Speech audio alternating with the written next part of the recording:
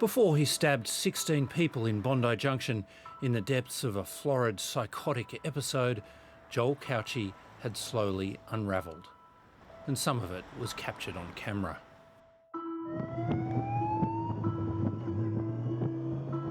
Listen, what's with you driving, mate? Someone driving. Yeah.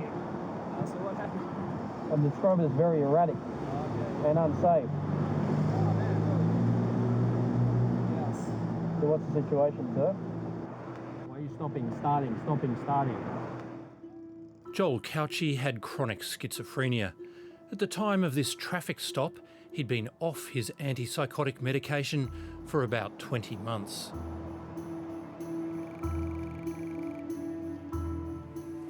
Good morning. Today I will deliver my findings in relation to the deaths that occurred. Today, nearly 2 years after the terrible events of April 13, 2024, the New South Wales Coroner has made a number of findings about Joel Cauchi's mental health treatment and the missed opportunities to help him. For 8 years, from 2012, he'd been successfully treated by psychiatrist Andrea Barros-Levac. Cauchi's primary antipsychotic medication, called clozapine, was effective, but the drug has side effects. Over several years, Dr. Barros-Levac had carefully reduced his dose and monitored his behaviour. I make no criticism of the decision to trial the cessation of clozapine, nor, for that matter, the decision to cease Mr. Cauchi's treatment with antipsychotic medication altogether. But the coroner was critical about the manner in which Dr. Barros-Levac ended his treatment when Cauchi was showing signs of relapse. Dr. Barros-Levac ultimately failed to take more active steps or to recognise the seriousness of the situation. Cauchi moved to Brisbane in early 2020 to addresses including this apartment block in Kangaroo Point. He wanted to continue seeing Dr. Barros-Levac over Skype, but those appointments weren't covered by Medicare. She wrote to his GP, "As such, I am no longer able to offer Skype appointments. My receptionist has contacted Joel to advise of this change." Her handover note did not mention his family's concerns that he was again showing signs of psychosis. I find this discharge letter to have been wholly unsatisfactory. I recommend that the Health Ombudsman of Queensland review Dr. Andrea Barros-Levac's care and treatment of Mr. Joel Cauchi. Despite these issues, it is important to note that Dr. Barros-Levac's care of Mr. Cauchi cannot be said to be the major reason for the events on the 13th of April 2024. The care that was provided was only one of the many factors that led to this tragic outcome. By early 2023, 3.5 years without medication, Cauchi's behaviour got much worse. On January 8 in Toowoomba, after a night and day of sleepless agitation, pacing and arguing with his dad, he called police to the family home. My dad has taken some of my property. It's pretty expensive. And he won't give it back. What kind of item, mate? There's a US K-bar, like some shoes. So what's alright? US car, nice. By the end of that year, Cauchi was beyond the reach of help. Unwell, untreated, homeless. Coroner Teresa O'Sullivan's findings address the lack of support for mentally ill homeless people. While much of the inquest focused upon the specific circumstances of Mr. Cauchi's mental health care, it was also an opportunity to assess systemic issues.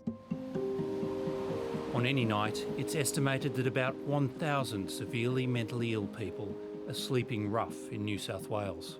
Treating homeless people with mental illness is exceptionally difficult, says Professor Olav Nielsen, a member of an expert psychiatric panel that advised the inquest. Homelessness is a situation where it's very hard to provide continuity of care.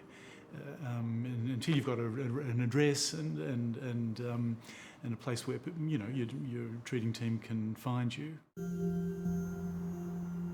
The coroner says accommodation for mentally ill homeless people could be modelled on this facility in Sydney's inner west, called habilis.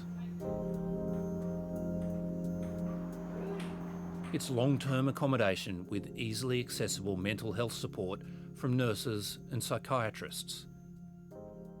It costs the community a lot more to neglect people than it does to house and treat them, because the sort of people we've housed here have generated the most staggering health and other costs, costs of imprisonment, costs of, unnecessary ambulance trips, just such huge costs from being neglected.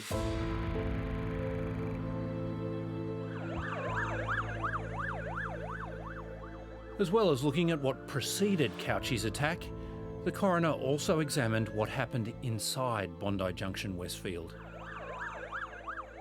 The toll was terrible enough, 6 dead, 10 people wounded, but it could have been worse but for the actions of some in the mall that day. The bravery of civilians impressed Phil Calburn, a UK emergency medicine specialist who gave evidence to the inquest. Delivering first aid, guarding those that were delivering first aid, pulling injured patients into an area of safety, challenging the offender with what they had, and also leading Amy Scott to where the offender was and making sure that she wasn't on her own. That is incredible. Nearby Police Inspector Amy Scott arrived at the mall just 4 minutes and 20 seconds after the attack began. Her actions as arriving as a solo officer, immediately entering the scene, being guided to where the threat was, challenging that threat and being placed in a situation where her only viable option was to neutralise that threat, showed a level of bravery, selflessness and dedication to the public that is truly awe-inspiring. Dr. Calburn was one of a panel of experts who analysed the emergency response in the mall. So the rapid deployment of both the police and the ambulance together undoubtedly saved lives. It was very dynamic. It was very what we would term forward-leaning, working together to go in there to save lives. That was certainly the case in the early phase of the response. But the attack exposed problems inside the mall. A CCTV control room monitoring 700 cameras with just one operator who had left to use the bathroom moments before Couchy began his attack. There were problems with that staff member's skills. Her identity has been suppressed by the coroner, who has reserved her criticism not for her, but for the mall operator and security contractor who placed her in that position. Who were or should have been aware that she did not have the skills necessary to discharge this critical role in the circumstances that arose on the 13th of April 2024. There were issues with communication between paramedics and police. There was confusion over whether there was one attacker or two, which led to the mall being declared a hot zone by New South Wales Ambulance after Couchy was dead, requiring paramedics to leave. While the declaration of a hot zone and the exit of paramedics did not result in further loss of life, it could have. The coroner has also recommended that emergency services adopt a system devised by Philip Calburn, 10-second triage. TST has been proven to be a quick and effective way to identify seriously injured casualties. Hello mate, can you hear me? That would prevent some of the aspects that we saw where patients were repeatedly triaged because no one had actually marked them or identified them, tagged them as to what their priority was. When an alert eventually sounded that day, after Couchy was dead, shoppers were told to leave. They should have been told to escape, hide, tell. Move quickly and quietly away from danger. Stay out of sight and silence your phone. Call the police by dialing 000 when it's safe. The messaging is not well known or understood. In many instances, rather than removing themselves from danger, bystanders filmed the incident that unfolded at Westfield, Bondi Junction. The inquest heard that victims' families were distressed by some media coverage, and the coroner has made recommendations to the Australian Press Council and the Australian Communications Media Authority. I hope that those bodies will take the opportunity to give consideration to the impact reporting may have in the wake of a tragic event. This marks the end of the formal coronial process, which commenced on the afternoon of that tragic day. It does not, however, mark the end of the grieving process for the families and friends of the victims or for those otherwise impacted. Among those families forever changed by April 13, the brothers of security guard Faraz Tahir. Most of the times, like every day, I can't remember any day I don't remember him. So he is always in my memories. What happened? His family take comfort from his actions in the moments before he was stabbed as he walked to help Cauchy's first victims. He put himself in front of the danger to save the people, to save the humanity. So that was the biggest bravery, I think. Allahu Akbar, Allah. The family are from Sydney's Ahmadiyya Muslim community. Their motto, love for all, hatred for none. That understanding extends to Joel Cauchy.